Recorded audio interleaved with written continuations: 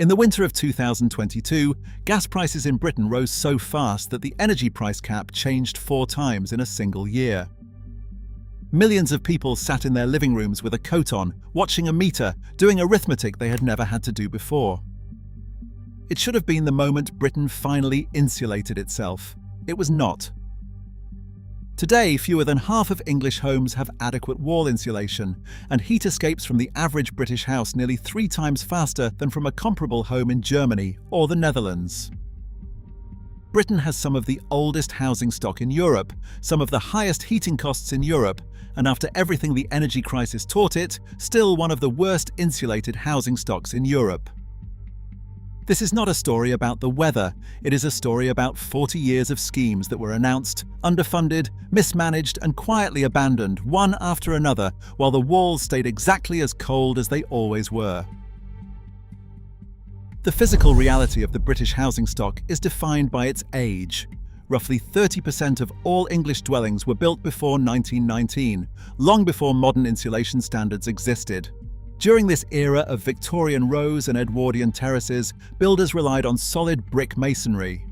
Because these homes were constructed without a cavity between the inner and outer walls, there is no physical gap to fill with standard insulation. Instead of central heating and sealed thermal envelopes, these structures were designed to be warmed by open coal fires in individual rooms, with drafts acting as natural ventilation. Today, a solid brick wall allows heat to escape roughly twice as fast as an untreated cavity wall, drawing warmth directly out of the living space and releasing it into the air outside. Across Great Britain, approximately 7.6 million of these solid wall homes remain uninsulated. This structural legacy is highly visible in northern industrial towns like Bolton and Oldham, where entire streets of Victorian terraces stand virtually unchanged. Long before the energy crisis arrived, Britain was already living with a structural disadvantage built directly into the fabric of its walls. In late 2021, the structural vulnerability of these homes met a severe economic shock. As wholesale gas prices spiked, Ofgem adjusted the default tariff price cap at unprecedented rates. In April 2022, the annualized price cap rose from £1,277 to £1,971. By October, it reached £3,549. This surge transformed heat loss from a seasonal discomfort into a direct drain on monthly household budgets. Poorly insulated properties had no physical barrier to absorb the financial blow. According to National Energy Action, 1.3 million households entered fuel poverty for the first time during this period. Meanwhile, survey data indicated that 25% of British adults lived in homes they described as poorly insulated or poorly ventilated. With energy bills climbing, the physical efficiency of a building became a defining factor in a family's financial stability, turning home insulation into an urgent economic emergency. On September 30th, 2020, the government launched the Green Homes Grant, allocating £1.5 billion to upgrade 600,000 homes. The programme offered vouchers to cover up to 2/3 of the cost of household insulation and low-carbon heating.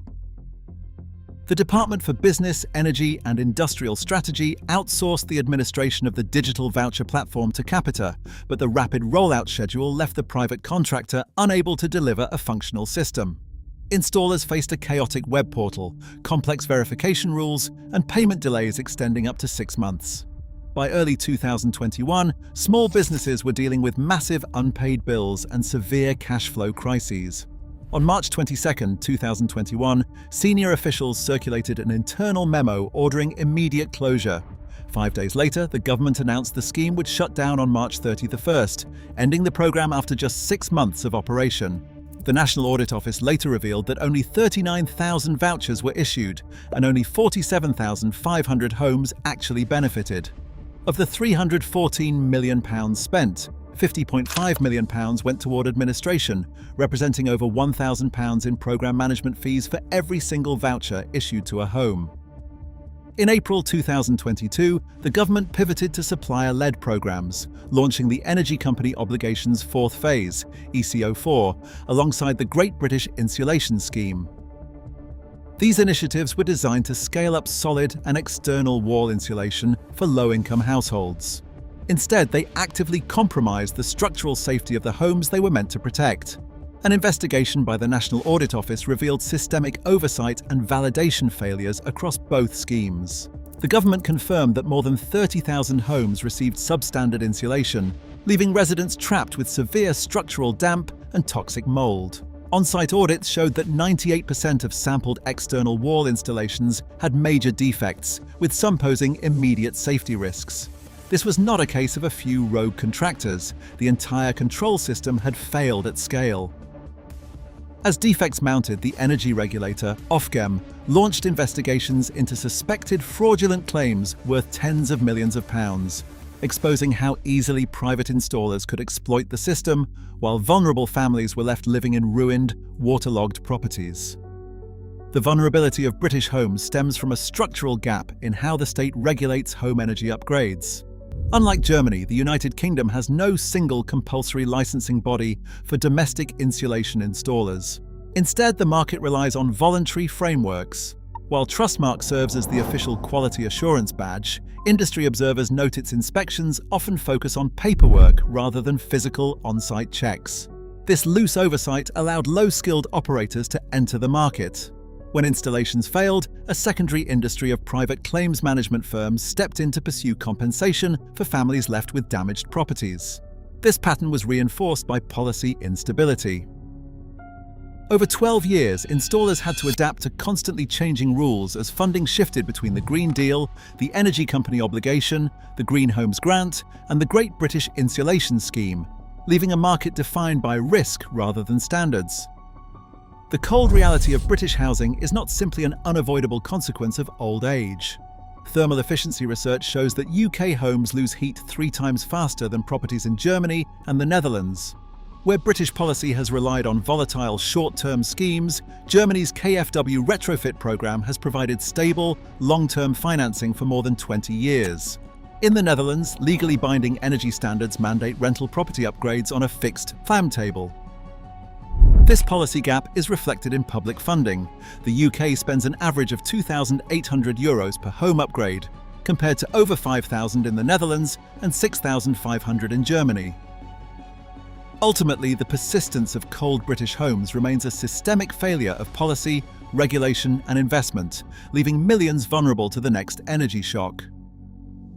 If this story interested you, there is a video right here about what happened to the British High Street. Subscribe for more in-depth economic documentaries. The latest English housing survey reveals that just 54% of dwellings have any form of wall insulation, leaving millions of properties completely exposed to the elements. For those who did receive upgrades under government schemes, the struggle is far from over. Tens of thousands of households now face a disruptive second wave of construction work to remove and replace failing, damp-logged installations. The recent energy crisis, rather than sparking a sustained, nationwide retrofit revolution, merely repeated familiar political patterns. Britain was left with another short-term scheme, another round of substandard installations, and yet another policy pause. Today, the physical fabric of the country's housing remains largely unresolved, leaving millions of families cold, damp, and waiting. Today, millions of British families still live in cold, draughty homes, the human cost of systemic policy failure. If this story interested you, there is a video right here about what happened to the British High Street. Subscribe for more.